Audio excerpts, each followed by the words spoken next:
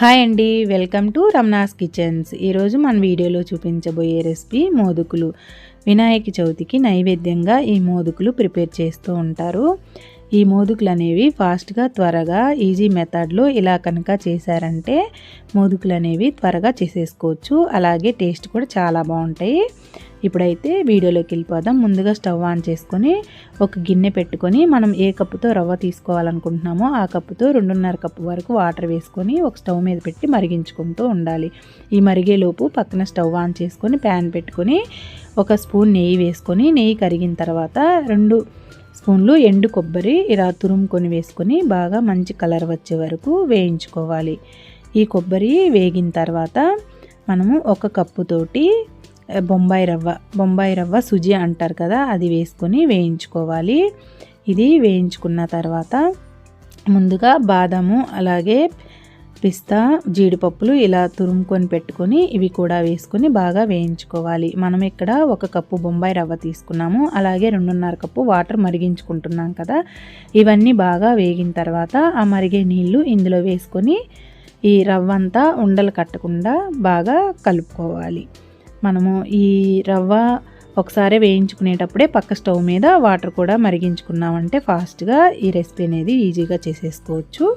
ఇప్పుడు ఈ రవ్వ అంతా బాగా దగ్గర పడి ఉడికిన తర్వాత ఇలా ముందుగా నానబెట్టుకున్న కుంకుమ పువ్వు అనేది యాడ్ చేసుకోవాలి. దీనివల్ల మంచి కలరు ఫ్లేవర్ కూడా వస్తుంది. మీరు ఒకవేళ వద్దంటే స్కిప్ చేసుకోవచ్చు.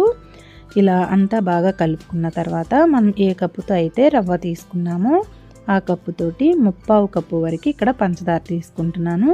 మీకు ఒకవేళ తీపి ఎక్కువ కావాలనిపిస్తే 1 కప్పు వరకు వేసుకోవచ్చు. ఇలా పంచదార అంతా వేసుకొని బాగా కరిగే వరకు కలుపుకుంటూ ఈ పంచదార అంతా కరిగిన తర్వాత రవ్వ కూడా దగ్గర పడే వరకు ఉడికించుకోవాలి. ఇలా ఉడికిన తర్వాత ఒక 1/2 స్పూను యాలకుల పొడి అలాగే 1 స్పూన్ నెయ్యి వేసుకొని అంతా బాగా కలుపుకొని స్టవ్ ఆఫ్ చేసుకొని పక్కన పెట్టుకొని చల్లార్చుకోవాలి. ఈ మిశ్రమం బాగా గోరువెచ్చగా అయ్యే వరకు చల్లార్చుకోవాలి. ఇలా గోరువెచ్చగా అయిన తర్వాత మోదుకుల మోల్డ్ తీసుకొని ఇవి అంటుకోకుండా కొంచెం చేత్తో నెయ్యి రాసుకొని ఇలా కొంచెం పిండి తీసుకొని ఈ మౌల్డ్లో పెట్టి ప్రెస్ చేయాలి. ఇలా ప్రెస్ చేశారంటే మోదుగుల షేప్ అనేది చాలా బాగా వస్తుంది. చూడండి, ఇక్కడ చూపిస్తున్నట్టు చాలా బాగా ఈ మోదుకుల షేప్ అనేది వచ్చింది. ఇప్పుడు అలాగే మిగతా పిండి అంతా కూడా మోదుకుల్లాగా ప్రిపేర్ చేసుకోవాలి. చూశారు కదా, రవ్వతోటి చాలా ఫాస్ట్గా ఈజీగా ఈ వినాయక చవితికి మీరు కూడా ఇలా మోదుకులు ప్రిపేర్ చేసుకొని చూడండి. మీకు ఎలా కుదిరాయో మోదుకులు అనేవి ప్లీజ్ కామెంట్ చేయండి. ఇప్పుడైతే సబ్స్క్రైబ్ చేసుకోండి. Thank you for watching.